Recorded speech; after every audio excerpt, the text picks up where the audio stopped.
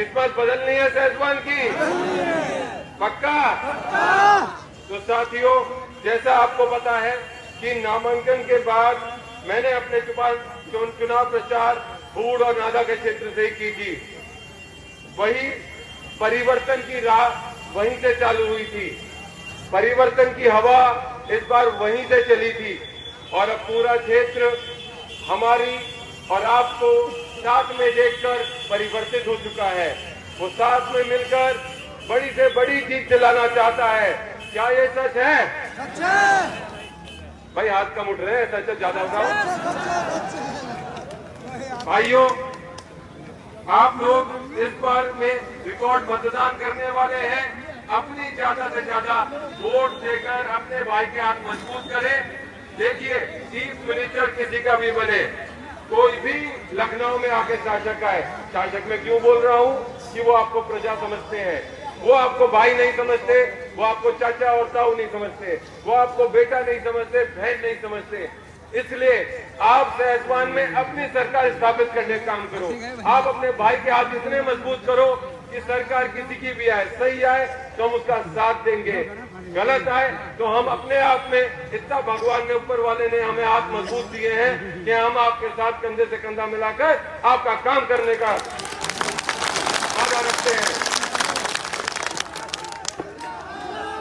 मैं गांव-गांव घूमा, मैंने देखा कि सड़कों की बुरी हालत है, खरंजों की बुरी हालत है। कोई कह रहा है कि पिताजी ने 10 साल पहले बनाई थी भैया, उसके बाद गांव में कोई काम नहीं हुआ। इस क्या मतलब है? पिछले 10 साल में क्या विधायक निधि नहीं आई? भाई कहाँ गई? दुनिया जाने। भाई आप लोग समझदार हो। इस तरह आपको मैं अनेक काम गिना सकता हूँ, लेकिन वो आप गांव-गांव में अपनी परेशानियों से वाकिफ हो, तो उसमें गिनाने में ज्यादा समय ना आपका व्यर्थ करते हुए मैं कैसे सहसवान में बदलाव देखना चाहता हूँ।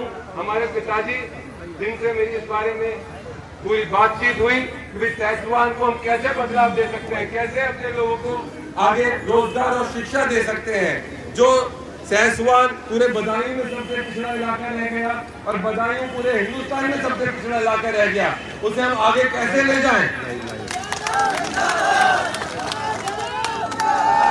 हम पहले मैं कुछ मुख्य बिंदु बताना चाहता हूँ, मेन पॉइंट आपको बताना चाहता हूँ, जो अगर आप विधायक बनाने का काम करते हैं तो मैं क्या कार्यशैली और क्या कार्य करूँगा। पहली चीज, सबसे पहले गौशाला अलग अलग जगह बनवाई जाएंगी गाँव के बीच में, 5-10-20 गाँव जो भी आप जितनी जमीन बता दोगे वहाँ गौशाला हम खुलने का काम करेंगे। और जो गौशाला बंद पड़ी है उन गौशाला को संचालित करने का काम करेंगे।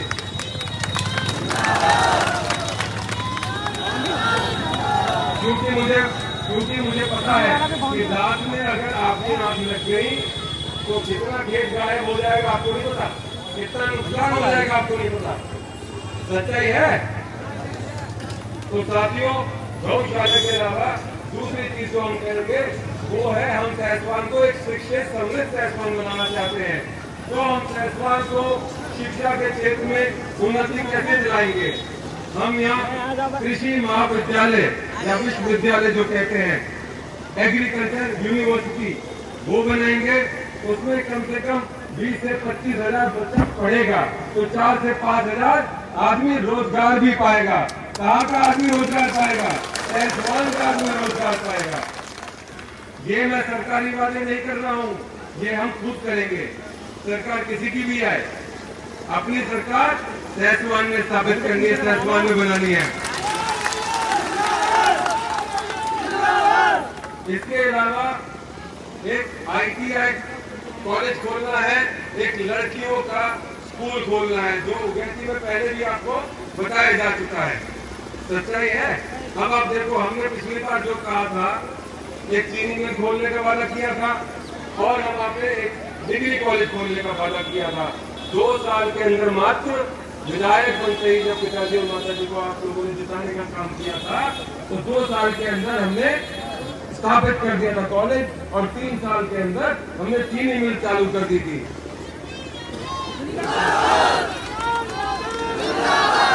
तो साथियों और भाइयों, तीसरी बात यह है कि चिकित्सा का बुरा हाल है।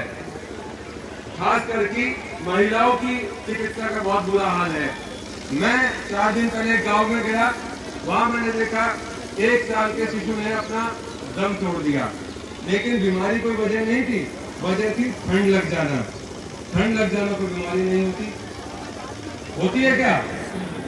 तो उसके लिए हमने सोचा एक अच्छा सा नर्सिंग होम, हॉस्पिटल नारी शक्ति के लिए, महिलाओं के लिए बनवाना चाहिए, जिससे हमें हर चीज के लिए बरेली ना निर्भर करना पड़े और बच्चों की जान बचाई जा सके।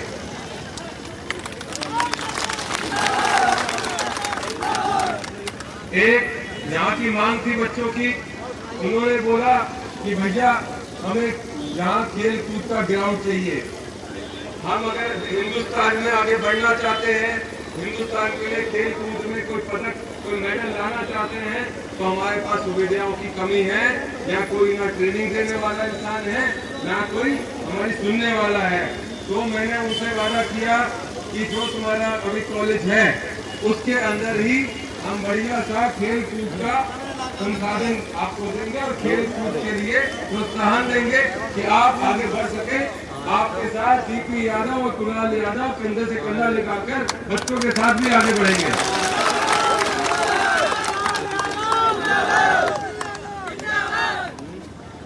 तो साथियों, ज्यादा न कहते हुए मुख्य सारे बिंदु मैंने आपको बताए।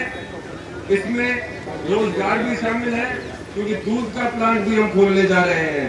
दूध के प्लांट में जिनके पास पशु है और पशुओं का वो दूध अब भी बेच रहे हैं, उनका शायद 30 से 35 रुपए किलो दूध बिकता है और कुछ गाँव में तो 28 रुपए तक भी बिकता है। सच्चाई है? तो सच्चाई तो तेज बोलो।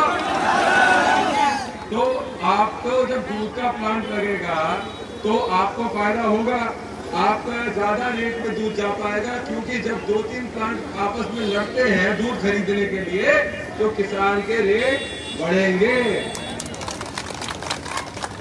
तो आपको सेंटर ना जाके सीधा प्लांट में दूध बेच सकते हो अपना। तो ये सारा हमने जो बताया, ये अपनी निधि से हम कैसे उज्जवल भविष्य देना चाहते हैं अगले 5 साल में सैसवान को, वो बताया। जो सरकारी निधि आएगी वो तो सारी आपके यहाँ लगेगी। और एक और बात, ना तो कमीशन खोरी चलने देंगे, ना गुंडागर्दी चलने देंगे। मौज लो मौज अगले 5 साल। भाई को जिताओ। और मेरा वादा आपको यह है कि आपके यहाँ से अगर एक आवाज आएगी तो कुणाल आपका बेटा बनकर, आपका भाई बनकर आपके साथ कंधे से कंधा लगाकर गांव में खड़ा होगा और आपके काम कराने काम करेगा।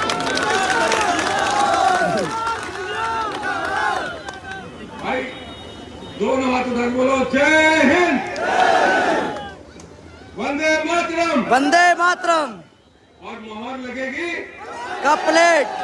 हाँ, गरम चाय पी के सुबह सबको वोट डलवा देना अपनी, सब 12 बजे तक डाल देना, सामने वाला ना डाले उसकी मर्जी। ठीक है? ठीक है भैया, राम राम। बोल दो। इतना जोश खरोश मैंने नहीं देखा जितना आज जोश खरोश है। एक बार जोरदार तालियों से आदरणीय माननीय डीपी यादव जी का स्वागत हो। अब मैं बहुत ही विनम्र भाव से मैं अपने नेता को आपके सामने लाना चाहता हूँ आदरणीय डीपी यादव साहब।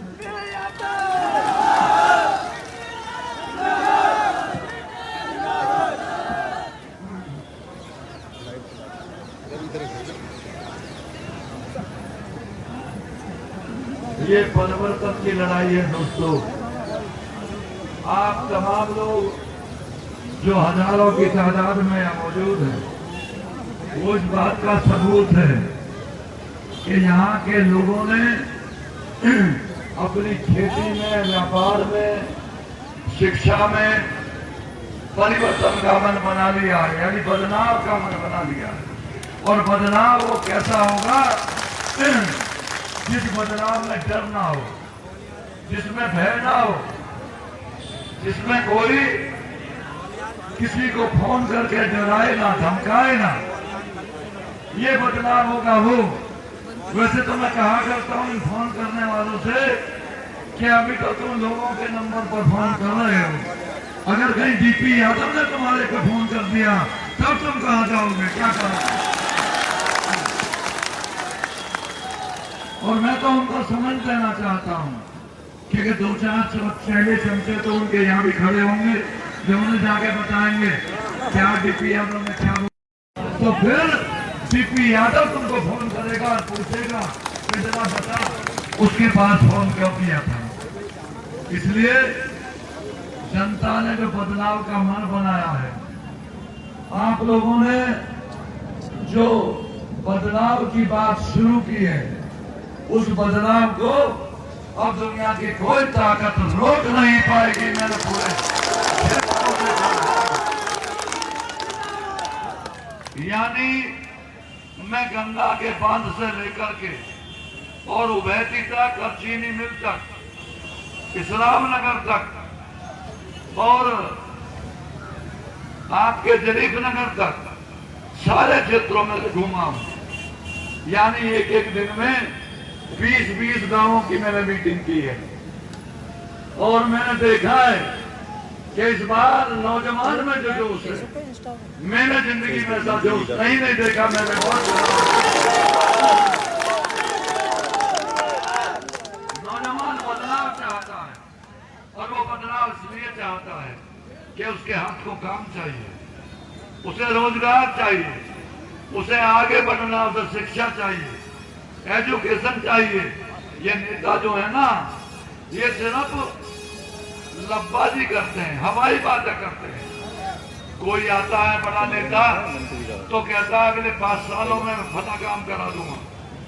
कोई कहता है मैं फला गांव को और फला एरिया में स्कूल बना दूंगा।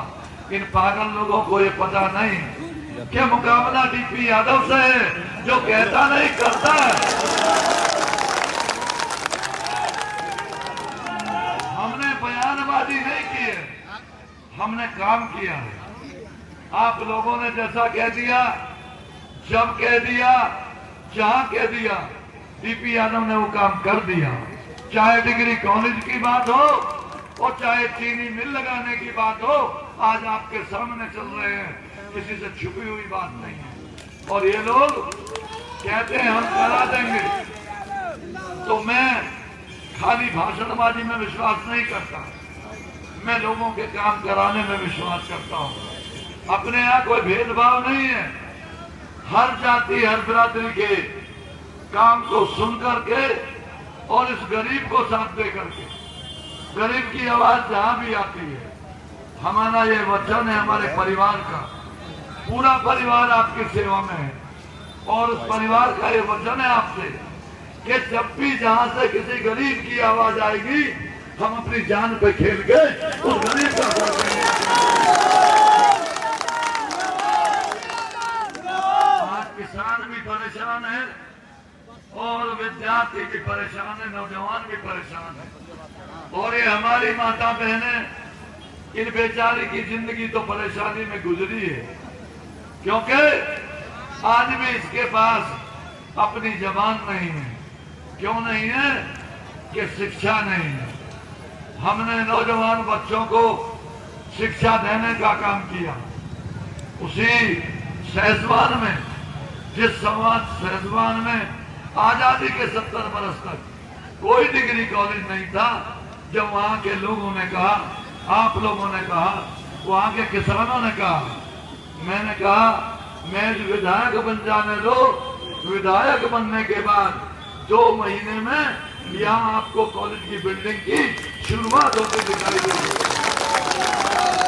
यही बात आपसे कहने आया हूँ।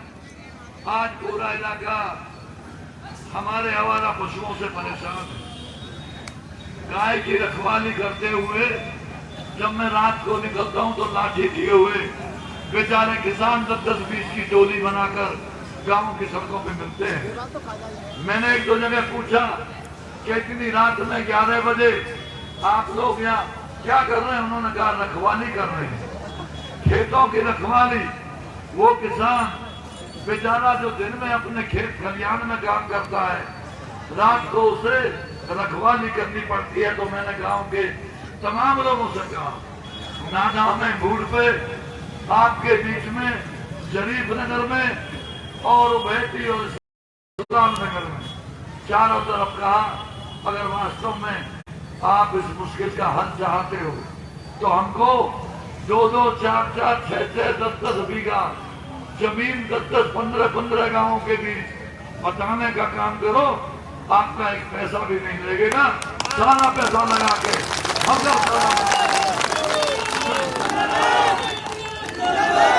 इसी तरह आपके प्रत्याशी कुणाल यादव ने अभी आपके सामने कहा, मेरे दिमाग में ये बात थी भी नहीं, पर वास्तव में मैं सोचता हूं अगर हमारे महिलाओं का कोई अच्छा अस्पताल यहाँ पर बन जाए तो बहुत बड़ी परेशानी से हम अलग हो जाएंगे, बहुत बड़ी दिक्कत से समाज छूट जाएगा।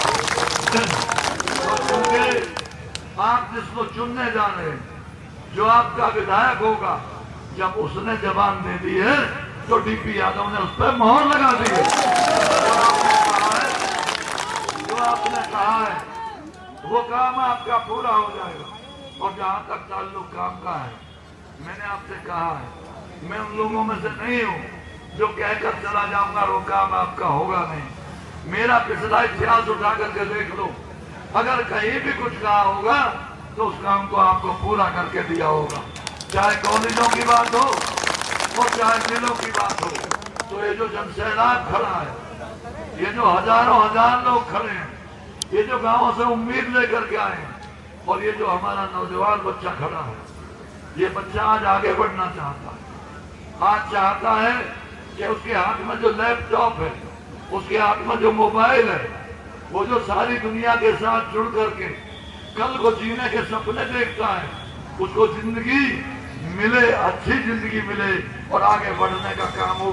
इसीलिए मैं कुणाल यादव को उम्मीदवार बना के तुम्हारे बीच में लेके आया। नौजवान बच्चों को ताकत मिलेगी, नौजवान बच्चे पढ़ेंगे। जिस घर का नौजवान बेटा कमाने लगता है, आगे बढ़ने लगता है, वो घर खुशहाल हो जाता है, वो घर ताकतवर हो जाता है, वो घर आगे बढ़ता है। ये कोई नेता आपको बताएगा नहीं।